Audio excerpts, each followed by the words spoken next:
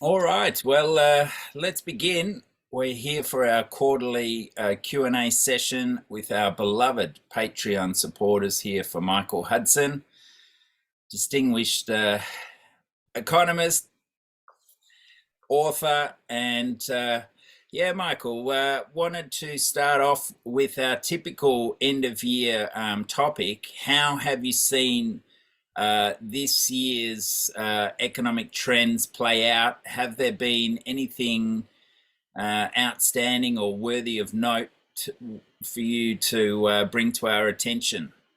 Nothing's really changed from last time. There's more and more awareness that the Federal Reserve's raising interest rates ostensibly to fight inflation isn't really to fight inflation at all. It's that they worry that with the prices going up, wages may go up, and they want to cut American wages by about 10% because as the market shrinks, it's harder and harder for companies to make a profit. And so they think that, well, we can support corporate profits in the stock market if we just cause unemployment. And they want to raise the unemployment rate substantially in order to lower wages. And they're pretending that somehow all this is a result of the money supply and credit, and that the inflation is all the workers' fault. If any inflation is always the result of rising wages, it's not the result of monopoly pricing. It's not the result of America's sanctions on Russian oil and Russian food. It's only the result that American workers want a free lunch off their employers by having enough so that they can live without going into debt. All right, okay. Starting off with a nice little twist there. Uh, but where do you see the interest rate cycle? Do you think they're really going to keep pushing ahead uh, with interest rates to bring the economy back a peg, or is that core inflation that's winding back starting to suggest that we're not going to see such a Well, for, push? for the last 3 months, inflation has come down very substantially. When they say we're up 7% in the United States for last year, almost we're actually all of that was before the sanctions on Russian oil pushed gas prices way up and food prices. And now that gas and oil prices are coming back down, the inflation has gone way down, but it's still we're above a year ago because of all of the anti-Russian sanctions that the government has done.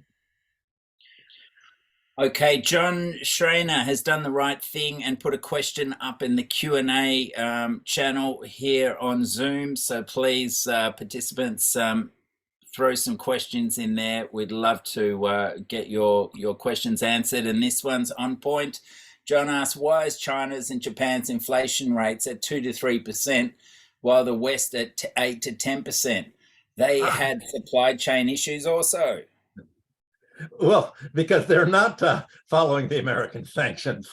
They're getting inexpensive oil from Russia at a fraction of the cost that Europe has to pay. So the American sanctions really are applied only against the United States and Europe, not against Asia. So of course they have no reason to have their currency going up. The only thing that is pushing their currency up is the fact that the U.S. dollar is rising as a result of the high interest rates here. So there's a movement out of capital arbitrage movements out of Japan and Asia, China and other countries into the dollar. And so their currencies are weakening. And because world mineral prices and oil prices and food are set in dollars, that increases their domestic currency costs of raw materials that they have to import that are priced in dollars. Now, just yesterday, the Russian foreign minister said that they're working on changing the prices that Eurasian countries have to pay so that they will be repricing their oil and metals and raw materials in an own index currency cut off from the dollar so that they can move away from the dollar. So this is going to give them even more of a price advantage over the United States. That's what Mr. Lavrov said. Okay. Isn't the West corporate greed also a big factor? Follows up John. Is that the West corporate greed, you said? What? Yeah. Yes, driving inflation, the rent seeking, the monopoly pricing. Well, you don't even have to be greedy. If you work for a corporation and you don't use a monopoly power just to raise prices when you can, they'll just fire you and hire somebody that is willing to do it. It's not an emotional greed. It's built into the economic management system of finance capitalism. It's all about monopoly rent. Yes, yes, it is. And that lack of competition that's occurred through these economies of scales. And I go for a walk in my supermarket, and the supermarket brand is virtually the only product you can buy in a way, due to these agglomeration pressures. How far do you think it'll go before government and this anti-monopoly movement that is growing in America through economists like Matt Stoller, how long till that becomes a really a hot political issue? I think by 2080 or 2090, people may begin to be concerned. One of the things with inflation is, as you suggested, in the last 3 months, it has dropped right back. And there is a growing thought that instead of combining the previous 4 quarters into that 6 to 8%, we should only look at the last 3 months and multiply that by 4 to see what the active inflation rate is at this point in time. Do you think that's a fairer way for central banks to base their decisions on? It wouldn't be fair for them at all because their purpose is to create a depression and cause unemployment. And if you did that, that would be too realistic, and they wouldn't have the excuse to be so deceptive with their junk economics. Okay, Tim has a good one. Warren Mosler thinks that the Fed rate hikes is driving inflation higher because interest income is sustaining private sector spending, which may send the wrong message to the Fed to hike the rate even higher, eventually causing something to break. So far, the labor market and consumer spending in the US remains relatively strong.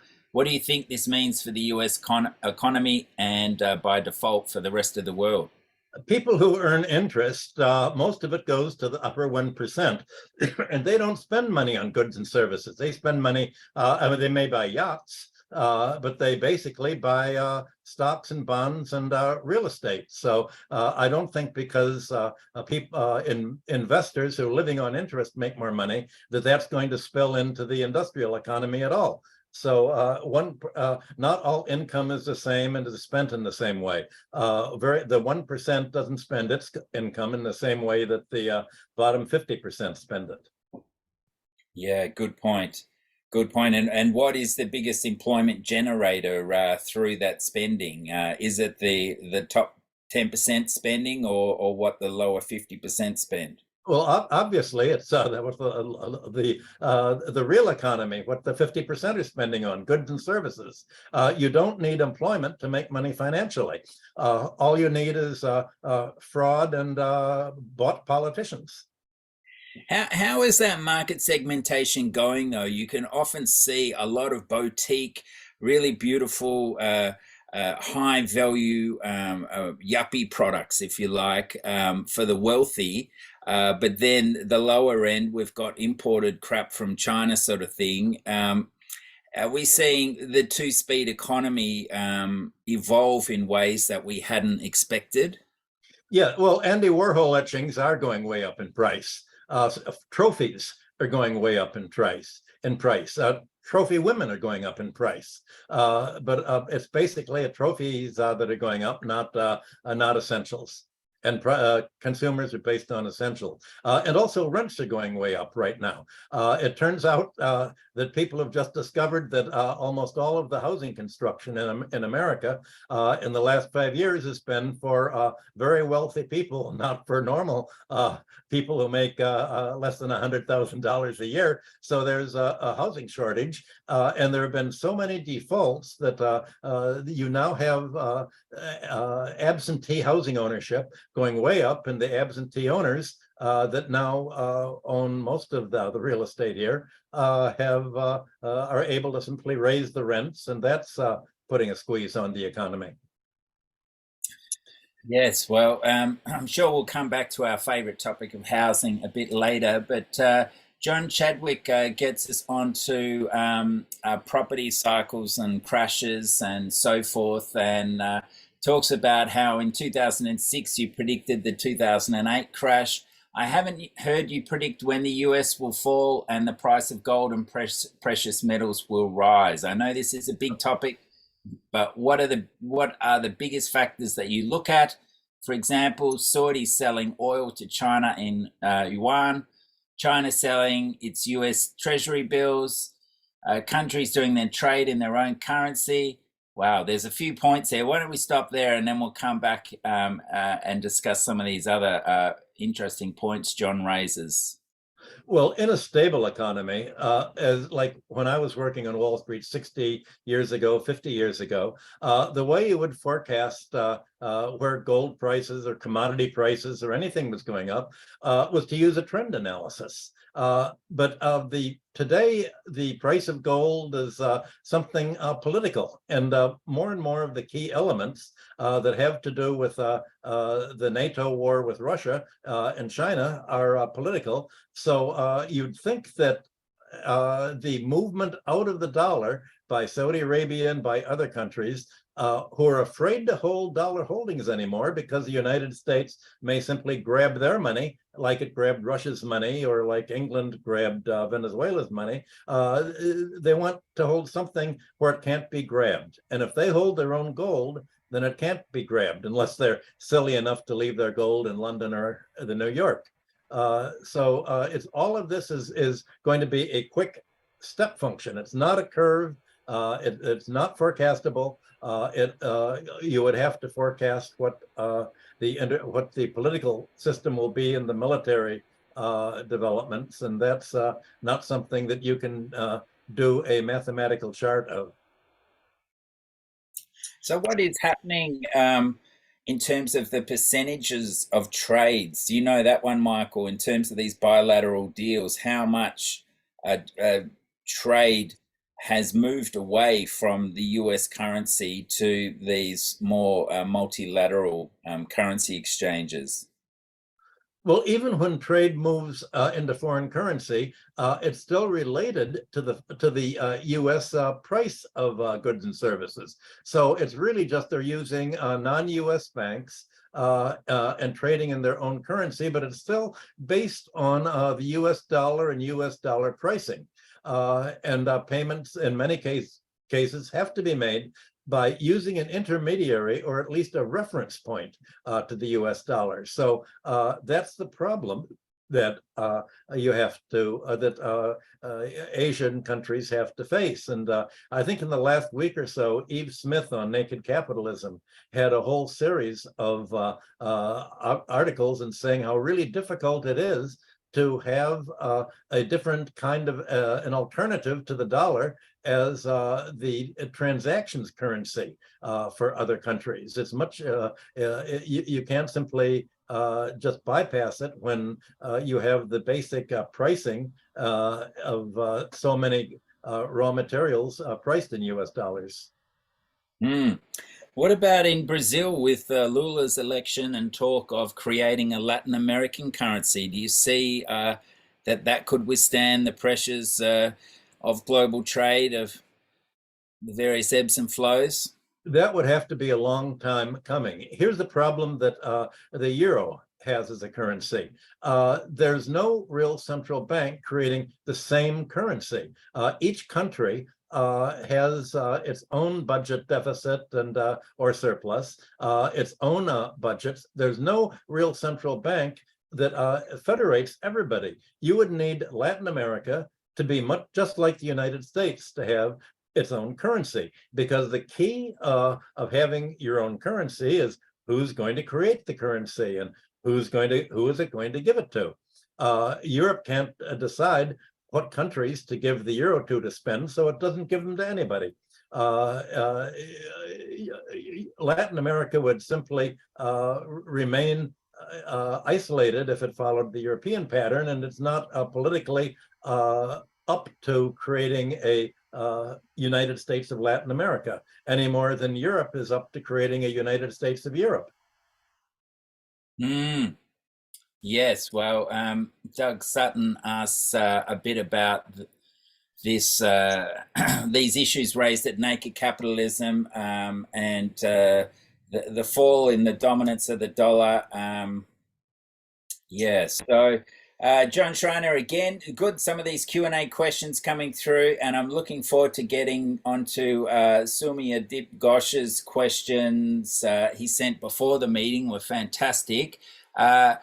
So Latin America is electing socialist left-wing presidents. How can MMT be helpful for each country individually? Can they somehow work together with an MMT economic philosophy?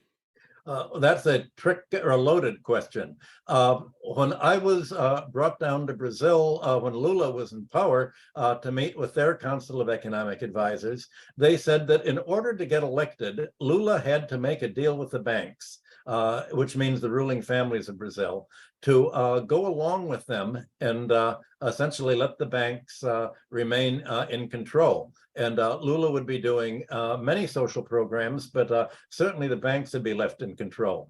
In 1990, when I organized the world's first sovereign debt fund with Scudder Stevens, Brazil was paying 45% interest a year on its dollar debts, as was Argentina.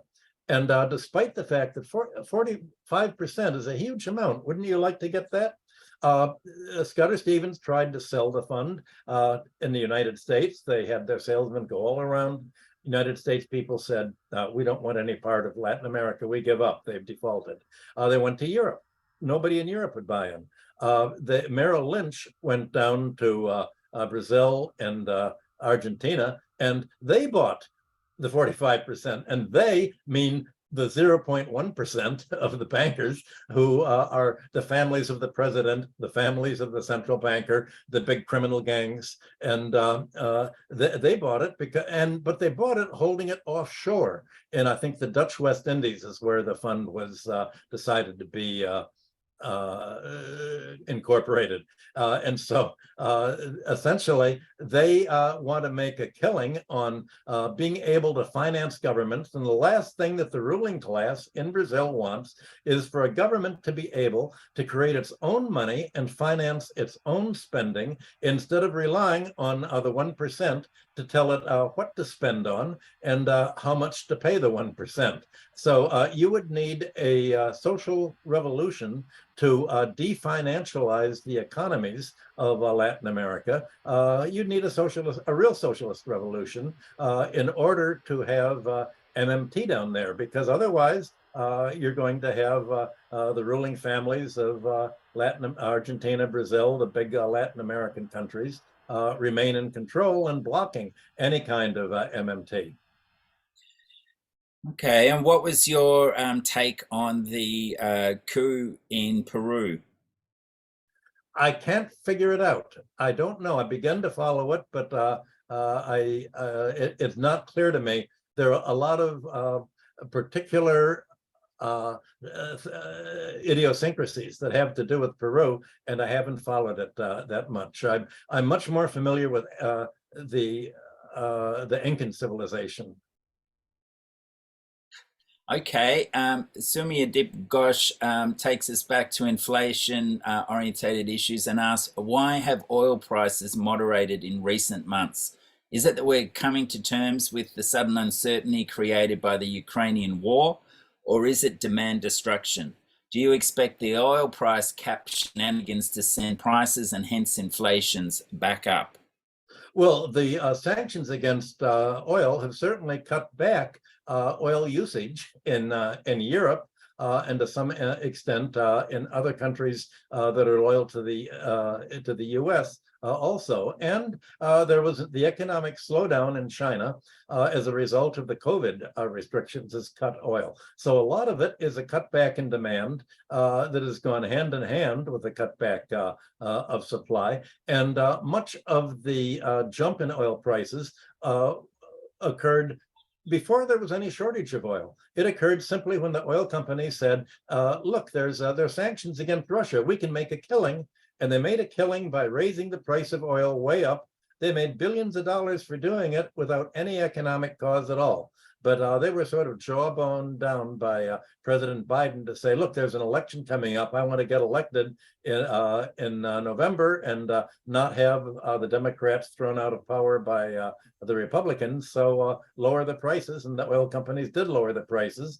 And there never was a real reason for oil to have peaked at such high prices as it was doing in the first place. That was all using the war in Ukraine as an excuse. And the war in Ukraine, we're waiting for the winter. We're waiting for Russia to finish off Ukraine in February or March. What about the latest shenanigans at OPEC? Have you got any stories there? Any historical traits on how OPEC usually plays out these situations to manufacture those monopoly rents? There's no historical precedent for what's happening now. So you can't say what's usually the case. There's obviously, you could see how much better the Saudi Arabian prince treated President Xi of China than how he welcomed President Biden. President Biden got a red carpet, but President Xi got a purple carpet, and you could just see the closer connections there. And it's obvious that Saudi Arabia realizes that it has to reorient away from the United States. I don't think it has any love for the United States, and it also realizes that the main market is going to be in the future China and the Belt and Road countries, so that it's it really is trying to reorient itself, and at the same time make sure that its Islamic religion is not going to be a problem with China or Russia, and it's been told that there's not going to be a problem there, despite the fact that the United States is pretending that it is in Xinjiang. Okay. Yeah, good to see more questions coming through. Love to see a few more. And feel free to change the topic, attendees. Love to hear what's really on the tip of your tongue. Hamadat Abdul Wahab asks, in addition to the sanctions and rents extracted by monopolists, what impact did Central Planner's 2020 policy decision to create bank credit for consumer consumption have on recent inflation? Not very much. The banks are lending to anyone who has the money to pay. The credit card rates have gone up. Mortgage rates have gone way up. That's the big thing.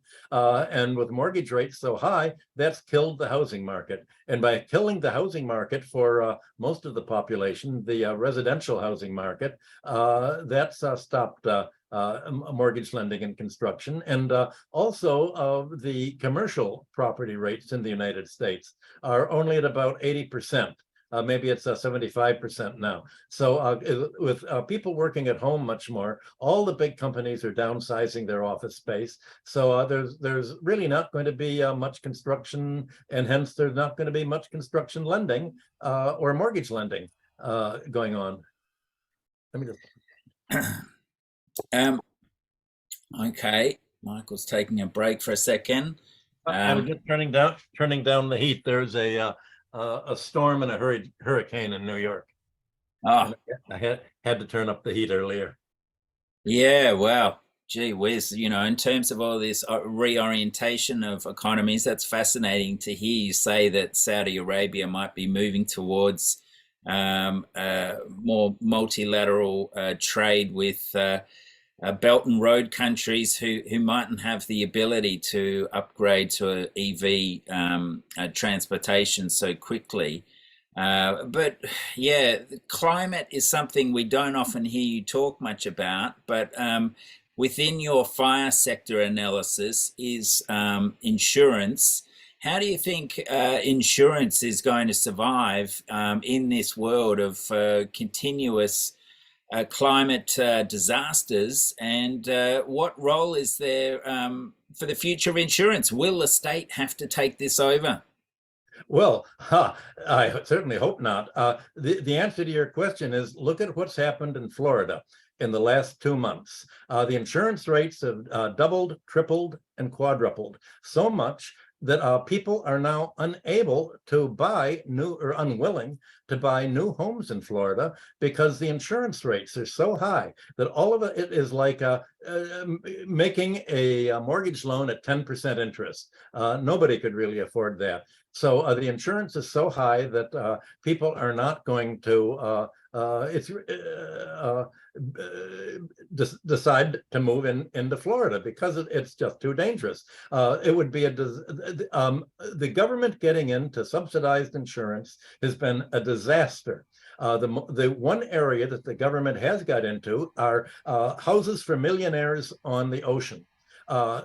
These houses, because they're near the ocean, they're hurricanes, they're flooded and injured again and again and again. So the government will, not quite every year, but every few years, the government free will keep giving $1 billion, rebuild a house. 5 years later, happened again, another $1 million to build the house. The government insurance for real estate is spent for the 1% of the population that has beachfront property, and it's utterly corrupt. It would be wrong for the government to pick up the risk of living in a flood-prone plain like in New Jersey below sea level. It would be crazy for the government to keep rebuilding the homes again and again and again. And you have the people in New Jersey, it's very funny. On the news here in New York, we're right next to New Jersey, so they keep having people from New Jersey, and you'll have the homeowner saying, oh, it's flooded again. It flooded last year. It flooded the year before. Why does God keep doing this to us? Why are we flooded? And they don't realize it's not God, it's that you're living 10 feet below sea level. And that's why you're flooded year after year after year. And it would be crazy for the government to actually subsidize real estate developers to build yet more housing below sea level to be flooded again and again and again, and you just keep rebuilding it. I know that John Maynard Keynes suggested making employment by building the Egyptian pyramids just to make work, but building New Jersey real estate or Florida real estate is a travesty of this. It's too risky. So when the insurance companies are raising the prices for risk, they really are raising the prices for the risk. It really is hurricane country in Florida. And I'm not sure you really want to think of moving there.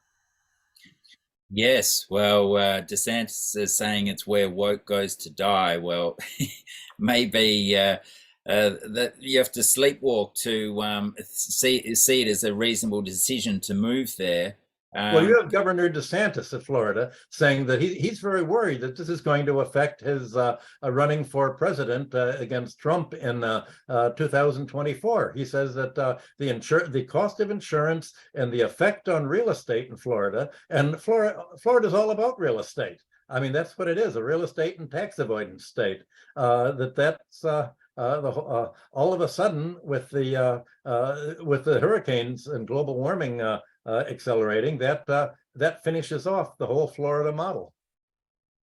And so are the insurance companies producing risk maps that highlight where the higher premiums are going to be charged and giving property owners at least some insight as to how those premiums are accelerating and giving them some sort of forecasting signals that this is not a wise economic decision?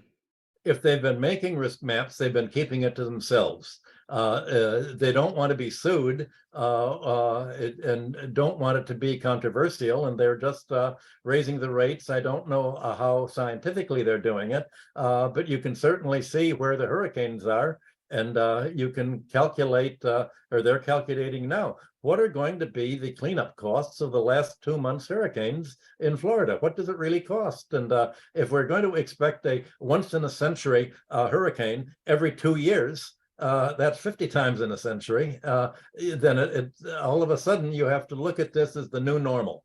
It's not a once in a century. It's not once in a decade. It's every year now.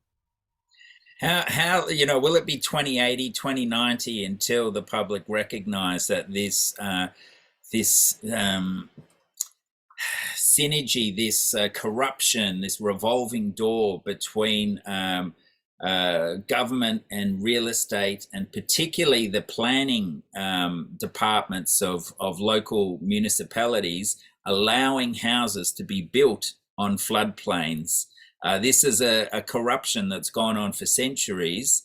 How long until that we finally call that out as something that is just should never happen?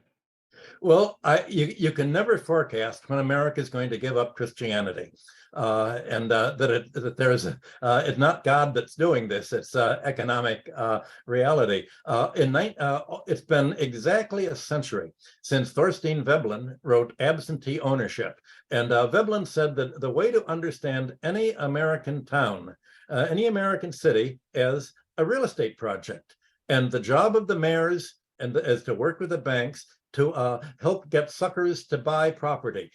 You want to promote civic pride and somehow promote the city or the state as a place where you're going to want to have real estate in. So the real estate developers, speculators, absentee owners can make money. That if you look at who finances the campaign of mayors in the United States, it's almost always the real estate interests. Donald Trump was a big funding of New York City politics, which is what gave him the favoritism or the payoffs. Sometimes it's in little white envelopes that are not on the record. But American politics are all small town politics, and it's all about real estate and the bankers behind the real estate. Yes, it is. Well, there's more questions coming in about the US role as reserve currency, but we'll come back to that in a second. A related topic came through from Sumya Ghosh before the meeting, and he asks, Michael, are there any examples from pre-colonial history, i.e. before Britain and USA, where a country's national currency has served as a universal reserve that has facilitated international trade outside the country's borders or effective military domain? Well, you had the Roman currency, silver coinage in the Roman Empire, and from about the 5th to the 9th centuries in Europe, you had almost all of the coinage had Levantine, Near Eastern denominations, and then you had the Byzantine currency. But all these were silver currency. So you could say that during no matter what the national currency was, it was always silver coinage in one denomination or another before you had the paper currencies. So paper currencies are really a product of the modern world, and they were brought into being as a means of debt financing. So until you had national debts, you couldn't really have a national currency, because the only way of giving money to a national paper currency is to accept it as payment for taxes to cover the national debt. And you couldn't have this under kings, because if kings ran up a debt, they could go bankrupt, like Edward III went bankrupt and bankrupted the Bardi and the Peruzzi family in the 14th century. So you needed parliamentary democracy, which enabled Holland and the Low Countries to commit the whole country to paying a national debt, and they could borrow money to fight Spain, which was their master, and get their independence from Spain because they were a democracy and Spain wasn't. So all of that had to develop really into the modern times. So you're saying the Romans, when they conquered other countries, their currency wasn't was it used in those countries, and was it did it have an effective backing of value? It was all, it was all metal. Now, at a certain point, of course, they degraded under the empire. They degraded the currency, but people would you had a masses of coinage, and normally you'd weigh the coins of different city states in order to decide what the actual metal content was. So in practice, coinage circulated very much as in terms of the commodity content, because there wasn't much taxation then. That's because these countries were oligarchies, and oligarchies don't like to be taxed. And oligarchies like to control the money, and you control the money by having it in gold or silver that other people don't have, and that governments, there's no democratic government that can come in and simply create it. So you needed a democratic parliamentary government with a national debt in order to have a national currency that was not based simply coinage of a different denomination. Okay. Sham's follow-up question was, is there a need for any one country to replace the US as the issuer of a global reserve currency? Can't the majority of world trade be conducted by bilateral, multilateral settlement arrangements? Well, by bilateral relationships, in a way, we're back to the 1950s, when there was an Iron Curtain, and there was a lot of trade with Russia, but it was barter deals. And in effect, today's Eurasian trade is like a gigantic, complex system of barter deals that are being made, usually with reference to US dollar valuations. So that's the whole problem. There can't be a single country issuing its currency without a single central bank, and that's the problem that I mentioned that Latin America and Europe haven't solved. If you have a national bank, then you have to have national taxation in order to give value to your currency. And you have to have all the members of your currency group represented politically, so they can decide what to create this government money for. Are you going to create it just to pay your richest 1%? Are you going to create it to build railroads and roads in this country or that country? What about social welfare spending? You really need a political unit in order to have a monetary unit. And China and Russia and India and other countries are nowhere near having a political unit yet, single political congressional unit yet. Yeah, there's a lot of questions around this sort of topic. Yeah, but as the US reserve currency starts to dwindle, what impact will that have on US residents? Asks John Schreiner. Not necessarily much at all. I mean, the US will not be able to buy Russian, Chinese, or products of countries that America is boycotting. It means that much more of your taxes are going to go way up to pay the military-industrial product complex, and there'll be much less social spending. Homelessness will probably go up. My friend Steve Keen is in London right now, and he says that London is looking like New York. It's a few degrees below freezing, and people are freezing to death in the streets. So I guess you'd call that certainly at one tip of the spectrum what's happening. We're dealing with a multi-layered economy here. But the macro is going to be America doesn't make manufacturers. It has to import everything, and if it boycotts the whole rest of the world as an enemy, it's sort of excommunicating the rest of the world. Then what are we going to do here? Nobody can even figure that out. I guess if you want things to buy, they'll have to be antiques. And that's the fascinating state of play we're at, because we've gone through this globalization phase where manufacturing and pollution has been exported, and that's been replaced by housing production and big infrastructure projects, particularly here in Australia, but I suppose in America, the military expenditure has maintained that manufacturing base. Where do you see this services orientated economy that finance, insurance, and real estate take so much of? Is there another step going forward? Many people thought Silicon Valley and the whole IT thing was going to be the next stage. How do you see this playing out? I don't, Silicon Valley is sort of a layer of output over other things. Most of its effort has been on how do they use artificial intelligence so they don't have to employ living labor anymore. If you're in Silicon Valley, you say, how can we create a world of 70% unemployment? Where only 30% of the people work? How are we going to deal with starving the 70%? How can we make them die quickly?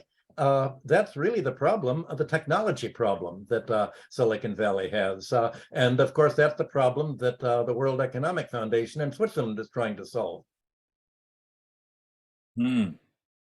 And the war in Ukraine, America's war against Russia and the sanctions is part of this. If let's start by starving the world. Let's start by patenting all of the anti-COVID and the pharmaceutical technology. What we need are a number of things. We need global warming to flood the highly populated parts of the world. We need starvation. We need to cut off the oil supply so they can't heat the homes. That's a start in getting the kind of the world that Silicon Valley wants to create a means of coping with. My God, you've gone Malthusian on us. You really think that's what's coming up? You asked me what the plan was and how what Silicon Valley's role is. That's its role. I mean, what else is it going to work in? Either it can take up all of your time in internet stuff and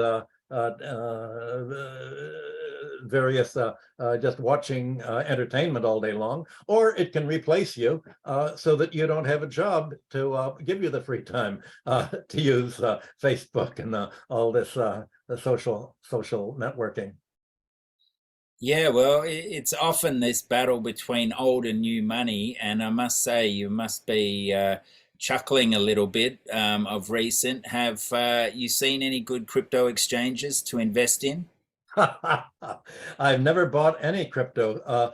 Fortunately, I'm too stupid to understand it, and I can never figure out how it works. So I don't like to play other people's games. So I was immune from the whole thing. Yeah, well, it must have been a real worry for the banking system to see this tokenization come through, but perhaps the wise heads in the old money thought that a deregulated, self-interested run currency system would undo itself in time. Obviously, the purpose of regulation is to prevent fraud. I mean, that's why people want the banks to have regular bank inspectors. When I worked for banks in the 1960s, you could just see they were always very concerned when the bank inspectors were coming around, very differential. Way back in W.C. Fields' comedies in the 1930s, in the bank dick, you had the bank inspector coming and, oh, you have to give him everything. He's going to look at everything. You want to break his glasses, step on his glasses, and then he has another pair just in case. The government regulation is needed because crooks love to go into finance. Just like Willie Sutton said, he robbed banks because that's where the money is. My colleague at the University of Missouri at Kansas City, Bill Black, says the best way to rob a bank is to own one. So obviously, if you're dealing with an inherently criminalized sector, which the finance sector has almost always been, of course you need some kind of government oversight to last as long as it can before the financial sector has regulatory capture and takes over the regulators. Yeah, okay. Well, there are big issues here. Let's go back to housing. John Chadwick asks basically what's going to happen with housing prices, with mortgage rates as they are, or will speculators step in to fill the gap? I'm in Canada and the housing prices have far outpaced US housing prices, especially in the last 15 years. I suspect my kids should buy a house ASAP. Uh, Canadian housing doesn't make any sense to me. When I went up to the Western province, every house was, I was driven by utter shacks, and the shacks even cost $1 million. I don't know how you can make enough money to carry the mortgage. In the United States, it's typical for housing now to take over a third of the budget, maybe 40% of many people's budgets. Whereas when I first got a job, was 25% of the budget was a normal expense for housing, either renting is for or for buying a house. So I can't figure out where all of this is going. Certainly, as private families don't have enough money to buy housing, you're going to have absentee owners buy them at auctions. There are arrears on mortgage payments are sharply rising in the United States. So they're expecting a wave of foreclosures, and that will probably lead to yet more absentee ownership. And right now, if you look at the chart of equity versus debt and American real estate as a whole, the equity is less than 50%. It's been that way for 10 years. So the value of the price of housing is almost all accounted for by the amount of debt associated with it. And that's one of the things that is driving spending away from goods and services and is shrinking the market for what people produce and having it all being paid to the landlords who pay the rent to the banks as interest. Michael, surely you could explain the difference between Canadian and American real estate prices through the U.S. property tax that funds schools. That was the people don't realize that American urbanization was all based on dividing the country into a chessboard type arrangement of local school districts. And the great book Ancient Society by Lewis Henry Morgan, that Engels and Marx spent such effort, such attention on, traced the whole idea of urbanization is culminating in this American school districts of using each real estate district would be based on schools, and it would be financed through taxes. And here in New York, Westchester County, just north of New York City, has very high taxes, but they also have excellent public schools, public high schools. Whereas in the center of the city, you have the public schools in New York City are just awful, and you almost have to go to private schools to get a good education because New York is run by the landlords and big investors, and Westchester isn't an industrial commercial city. It's basically a bedroom community for New York, a satellite community, and so they pay for schools. So yes, if taxes are used for schools, people are quite willing to pay it because it's cheaper to have the government run a public school through your taxes than to send your kid to a public school that now costs $70,000 a year in New York City. A public or a private school? I'm sorry, a private school. And so, just zeroing in on that difference between US and Canadian property prices, what effect does that property tax have on US housing prices, land and housing prices?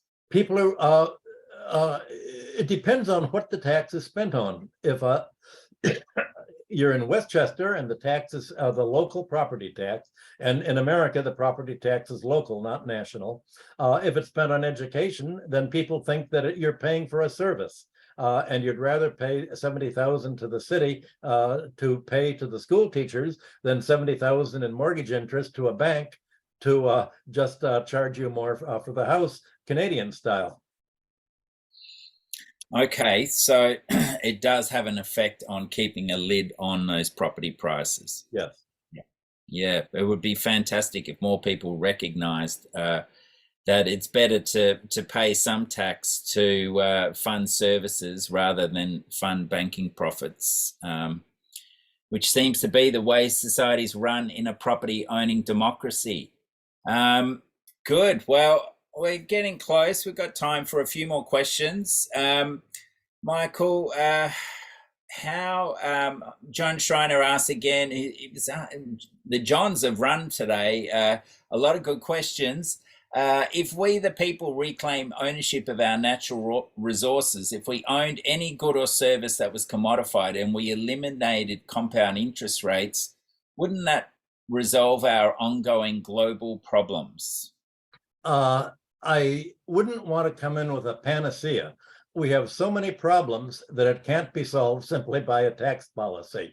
Tax policies will solve a lot of financial problems. They'll solve social problems. They won't solve the global warming problem or the military problem or the political problem of democracies turning into oligarchies. Yes. And so, how do you explain what we've discussed today in terms of just raw power? Last time we discussed, we talked a lot about terminology and your passion to help people understand the deeper economic traits through terminology. How does what we've discussed reflect a sense of power? Well, the question is, who has the power and what are you going to use the power for? Today, you have power in the hands of the financial sector. They've centralized planning in their hands, and money pretty much controls elections by the donor class in the United States, now that you sort of privatized election financing. So it's not, the problem isn't simply power. If you had good democratic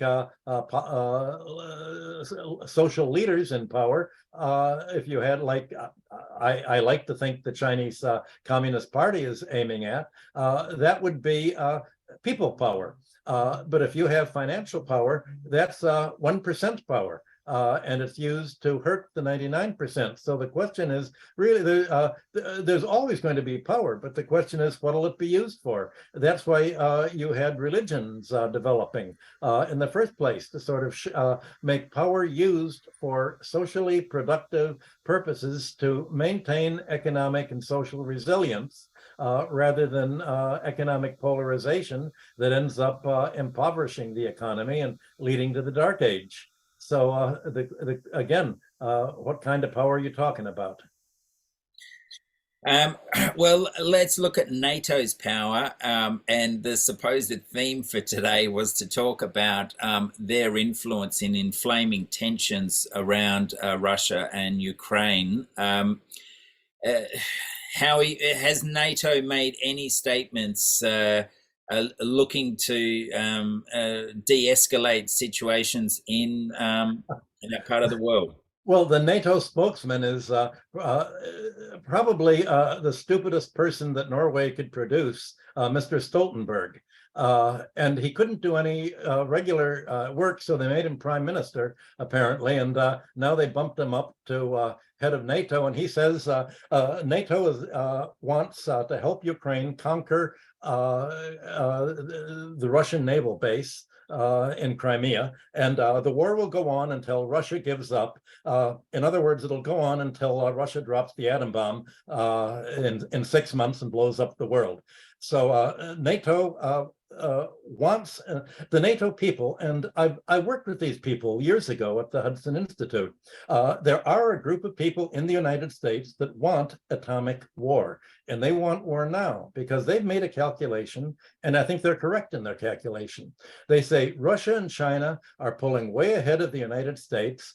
We cannot compete with them because we don't have the money to compete with them because we've given it to the financial sector, and they're putting their money into research and development And as each year that goes by, they have more of an overkill than on us than we have overkill on them. Overkill means how many times over you annihilate the whole population of an enemy country. So the United States, NATO is run out of the Pentagon, basically, that's run out of the State Department. I won't say the individuals who are doing it, but these are really crazy people. It's like Miss Newland and her husband Kagan. It's like that group of people, and they really want war. President Biden has said the war with Ukraine is only the opening in a war that will go down at least 20 years. We are in a permanent war to the death with China, and first of all, with China's supporter, Russia. And this is the NATO position, permanent war. And if America's losing the war, they would rather blow up the world than lose the war. And especially that's true of the Republicans. The former CIA head, I'm blocking the name, the Christian who said, well, there's one good thing about atomic war ending the world. Jesus will finally come and send all the Christians to heaven and everyone else to hell. So that was Pompeo who said that. And if you have crazy Christians who believe that, and they're in charge of the military policy, you'd better break away as quick as you can. Yeah, yes. Well, gee, Mike, that's that's a big story there, but yeah, I mean, is anyone talking about just how many US bases and NATO bases surround Russia, and has there been any olive branch offered to pull a couple of those back, particularly with this de-dollarization trend coming through? Absolutely none. No olive branch. They've simply hardened their line. You can read the speeches of the Russian Foreign Minister Lavrov or Putin, and they're very open in what they're stating. And you can read the statements of what Stoltenberg says, or the German leader Baerbock. The Green Party in Europe is absolutely set. They want to accelerate global warming. They want to accelerate the rise in sea levels. They hate Russia. They want to cut down, have people go back to wood and coal, kind of Paleolithic heating. You have literally the German leadership. It's as if it has a death wish. Well, it's not really a death wish. It's a money wish, because they've been groomed by U.S. NGOs for many years to groom them to support U.S. policy, and they know where their money has been coming from, their support. And you have the United States having meddled in Europe to have Europe's leading politicians, certainly on the left and the center, all be American proxies. So you have only the nationalists, who the Americans didn't try to infiltrate, because it was supporting the nationalist right before. And all of a sudden, the parties that the Americans didn't infiltrate, the Alternative for Deutschland and the other right-wing parties, are the only people who are trying to move against this increased belligerence. And it's as if Europe is committing not only economic suicide, but political and demographic suicide. Where are the Germans industrial workers going to emigrate to now that they don't have jobs in the steel industry and the fertilizer industry and the other German industry that they've been working for the last 50 years? Well, Dina Lebowitz picks up on this theme, and sort of, as we discussed last time, the US basically asking Germany to commit economic suicide. Has there been any updates on that? Have any of the German parties started to really question these sanctions? We just recently had a German living with us, and he said, look, the energy prices have gone up, but they haven't been as extreme as we thought. It hasn't been too bad. So according to the 19-year-old who was staying with us, they can handle this. But are there any ripples occurring through German politics? Well, the reason German energy prices haven't gone up more is because the steel industry stopped using energy. The glass industry stopped using energy. The fertilizer industry stopped using energy. So, of course, the German homeowners are able to heat their homes with gas. The oil prices, I'm told, have gone up very sharp, maybe 5 or 6 times in Germany. Well, that's a lot of money to go up. And there's been a lot of people fired. So your friend obviously isn't a steel worker who's been laid off because the company's just closed down operations there. So what do you do if your whole industry is gone down and will not open? That's the important thing, that Russia has and Germany have each made it clear there will not be any Nord Stream rebuilt. This is a permanent shift. From Russia all the way east to the rest of Asia, they've ended the reliance on Germany, Italy, and France, and the rest of Europe.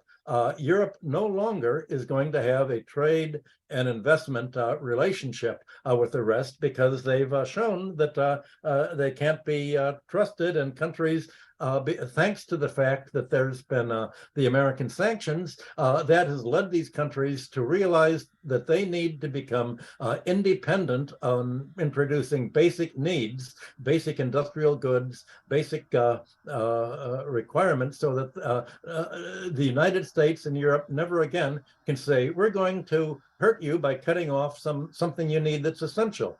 They're all relying on each other for essentials now. So European progress has ended. We're seeing the end of a 1,000-year takeoff ever since the Crusades. We've seen the end of European prosperity that's irreversible for at least a century. And I don't think the population has understood that. Today I had an hour's discussion with on German radio about this, and they say that there's no discussion of the kind of thing that you and I have been talking about here, or that we talk about on Patreon, that has occurred in Germany at all. The newspapers, it's just like a news blackout almost of topics about where is all this really leading to. No discussion whatsoever. Yeah, day-to-day reporting and no medium to long-term analysis. It's a great way to keep the blinkers on, isn't it? Yep. Long live the internet to allow some of this necessary analysis to occur. But if we look at this energy transition that is being enforced upon Europe, it's obviously going to affect inflation rates there. And we look at the effect of natural disasters around the world as well, that are going to lead to pricing spikes in various commodities. As you know, additionally, how is there a role for central banks to change the way they apply pressure to inflation through the interest rate mechanism? I hope not. I don't think central banks should exist. Central banks are a disaster. They were created in essentially by the wealthy financial sector, especially foreign creditors, in order to gain control over governments. No government needs a central bank. The United States did very fine with a treasury. Long before there was a Federal Reserve. And the Treasury, any national treasury, can do everything that a national bank can do. What a national bank does is take economic management and financial management out of the hands of democratically elected officials and put it in the hands of the commercial bankers. When the federal, I have an article on my website that I'd published in India some years ago, and that'll be part of the book that I'm working on now on the tyranny of debt, on the origins of the Federal Reserve.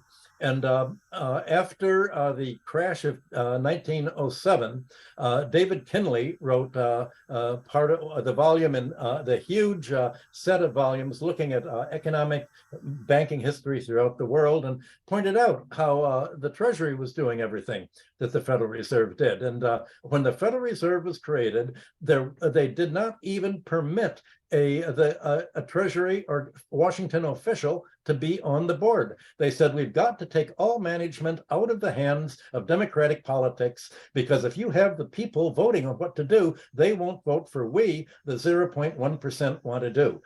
So they moved the central bank out of Washington to New York City, and they had other branches in other banking centers, Philadelphia, Boston, Chicago, now 12 banking centers, the same places where you'd had sub-treasuries before that. Central banks are basically the planners and the sponsors of the financial sector, and they're inherently anti-democratic. So there's nothing that they can do that's positive, because they're created for the same reason you see in the United States today. What does the central bank produce? Unemployment. That's its job, to prevent the economy from growing and to make sure that more and more of the national income is paid to the banking sector, because central banks are the lobbyists and the protectors of the banking sector, protecting them from government. Okay, well, I think we're just about to wrap up. Yeah, I mean, there's lots of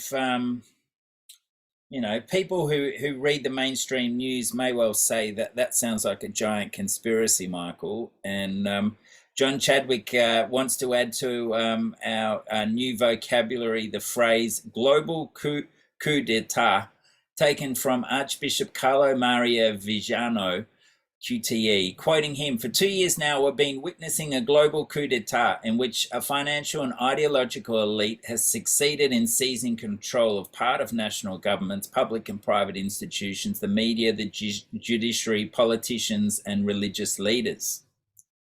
That's not a coup d'etat. That's how the world's been operating for so many years. Where's the coup d'etat? What's new? We're only seeing the result of financializing the economy. There's nothing secret there. There's no conspiracy. This is how the logic of financialization works, and as distinct from industrialization.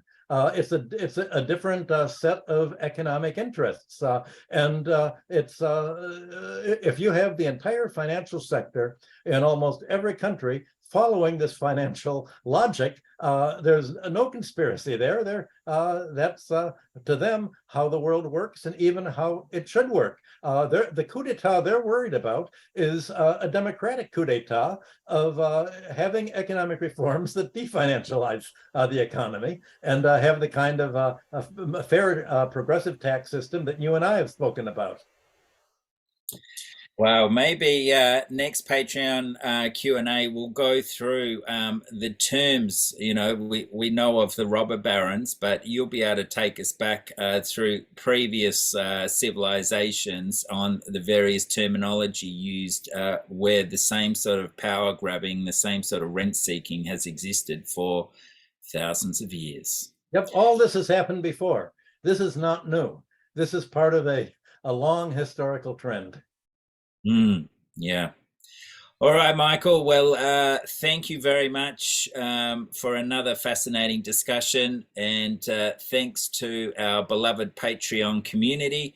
Yes, I'm really glad you've all joined, and I like the discussion. You often write things that are all very relevant and interesting. So I think we have a good group here. The question is, how do we spread our knowledge? How do we institutionalize ourselves? How do we spread and really become agents of influence? Well, why don't we do a session on that next year as well? Just have an operational discussion on what the various people within our Patreon group could bring and how we could work together to help take Michael's work to a wider audience and bring the rest of the community along. It's just not really my word, it's just the logic that we've developed. I think a lot of you have the same logic that I have. And there are many people that have it, but it's not institutionalized. It's not discussed in the polite mass media.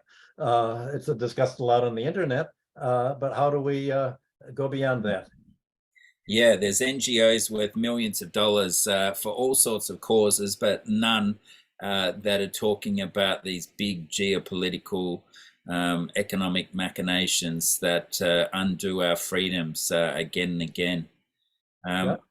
So yeah, okay. Well, that's good. We got to, it feels like these sessions are building towards something. So that's what we wanted with the Patreon community. And yeah, keep engaging. Michael loves reading the messages and does get back to people. Not all the time, but he's getting better at it. Hey. Yep. All right, everyone. Thanks, Michael. Thank you all. Thanks for coming.